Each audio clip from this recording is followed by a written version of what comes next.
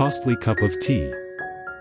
Terence stayed up all night to finish a major assignment for a nursing class at Lowry Adventist University in India. He was off campus, studying at a friend's house.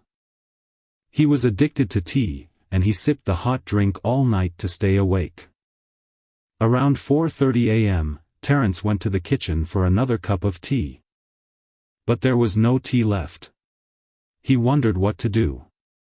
He was struggling to stay awake, and he just had to finish the assignment. Then he remembered that a vendor sold hot tea from a stand just down the road. He could zip over to the tea vendor on his friend's motorcycle and then zip right back to finish his assignment. Moments later, Terence was roaring down a major street at 55 miles per hour.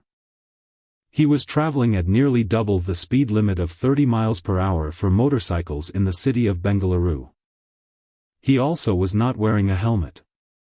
Suddenly, a car pulled up beside him. It was traveling at the same speed, and it was filled with young people who were drinking. The young people tried to bring their car closer to Terence and his motorcycle. Terence tried to get away. The young people laughed and tried to steer closer. Terence was worried, and he honked his horn. The young people threw beer cans. Terence started getting upset, and he shouted at them. The young people hurled back insults. Now Terence completely forgot about the road. He was angry. His speed inched up to 65 miles per hour. He didn't see what was coming up in front of him. It was a speed bump. He hit the speed bump, and everything went black. One moment, Terence was arguing, and the next it was like someone had turned off the light. The next thing Terence knew, he woke up in bed. He looked at the clock. It said 8:45 a.m. It was time to go to class to turn in his nursing assignment. Terence tried to get up, but his body did not respond. He tried to call friends for help, but then he realized that he wasn't in his dormitory room. He looked around, trying to get his bearings. He didn't recognize the place. He saw a calendar. He remembered that he had been working on the nursing assignment in July, but the calendar said it was August. On the wall was a picture of his parents and brother, but he only recognized his brother. He was at home, but he didn't know it. Suddenly, his mother entered the room.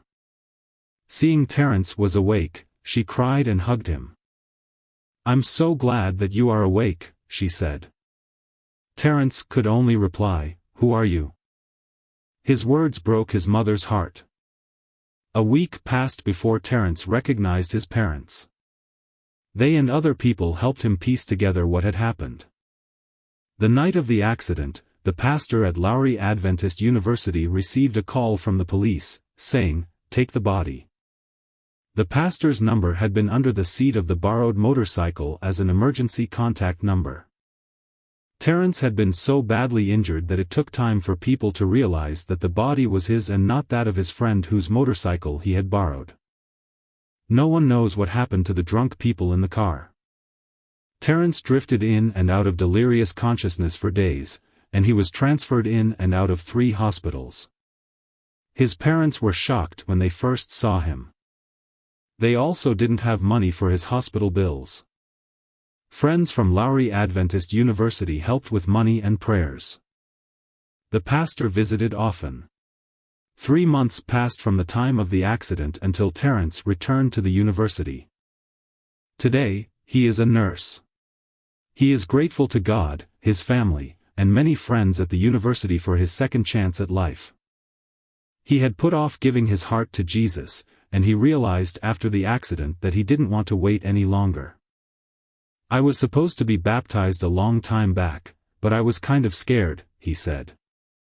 "I felt I would have to be careful about whatever I did, so I waited for a long time. After the accident, I sensed I shouldn't wait anymore. You never know what will happen next in life." He was baptized at the university.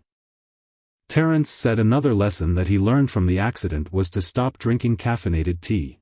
"If I had to give a title to my story, I would call it, The Most Costly Tea of My Life," he said. It was costly. It cost me a lot of things. But now, when I look back, I would say it was worth it. I needed a lesson from God. I needed to be brought back on the right path. His advice to other people, especially young people, is simple. God has a plan for every soul here on earth, he said. He is not done with you until he says so.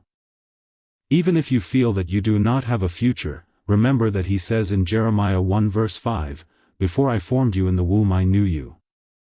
I kept repeating the verse to myself when I was recovering. God has plans for you to receive grace and mercy in ways that you never expected or thought of. Part of this quarter's 13th Sabbath offering will help construct an English church on the campus of Lowry Adventist University in Bengaluru, India. The university has never had a church building large enough for its student body in its more than 100-year history.